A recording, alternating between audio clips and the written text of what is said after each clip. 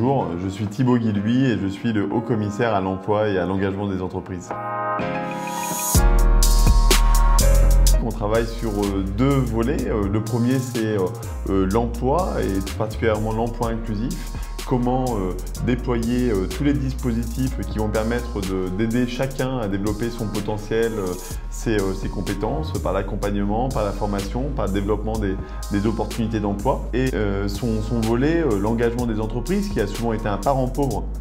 des politiques d'inclusion. Il ne suffit pas d'accompagner chaque individu à la porte des entreprises, faut-il encore que les employeurs soient ouverts à la diversité,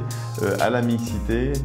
à la singularité. Et c'est aussi le travail que nous faisons en déployant le réseau Les entreprises s'engagent partout en France pour inviter toutes les entreprises, tous les employeurs, publics, associatifs et privés, à ouvrir leurs portes à tous les talents.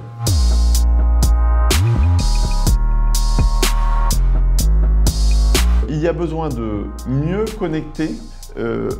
l'ensemble des personnes en difficulté et de ceux qui les accompagnent partout en France. Et ça peut être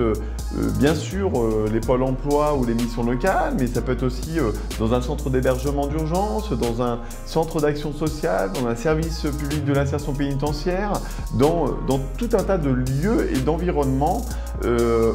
qui vont accompagner les personnes en situation précaire, en situation vulnérable, qui ont besoin à un moment donné de pouvoir retrouver un travail. Ensuite, très concrètement, ces connexions-là, elles passent aussi par le digital et l'humain. Le digital, eh bien, par exemple, quand on met en place le Pass IAE,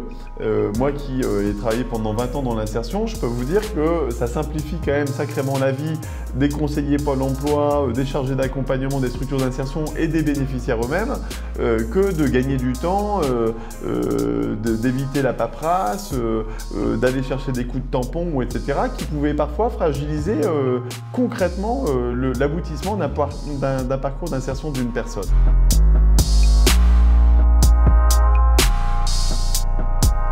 On ne peut pas avoir tout le savoir suffisant pour pouvoir accompagner vraiment la personne à 360 degrés dans cet accompagnement global. Mais en revanche, on peut avoir un réseau d'acteurs sur le territoire qui vont vous apporter les bonnes solutions, les bonnes opportunités au bon moment. Et donc, la communauté de l'inclusion et de manière plus générale, la plateforme de l'inclusion, c'est finalement un lieu où tous ces professionnels, où toutes ces personnes engagées peuvent se retrouver et se partager, apporter leur savoir-faire, leur expérience et puis aussi tirer parti des bons outils, des bonnes pratiques des autres pour toujours améliorer la réponse concrète à la personne qui vient vous voir et qui, lui, a une demande à laquelle il faut pouvoir répondre pour pouvoir l'aider à s'en sortir. Et la plateforme, en connectant les uns et les autres, en montrant en fait la puissance de feu de ces acteurs-là, concrètement sur les emplois de l'inclusion, c'est quand même des dizaines de milliers de personnes qui signent des contrats de travail ou qui trouvent des solutions chaque mois. Et donc ça c'est concret et on le met en visibilité pour montrer l'impact positif de l'inclusion et en quoi c'est le meilleur investissement possible pour une société qui se veut fière d'elle-même.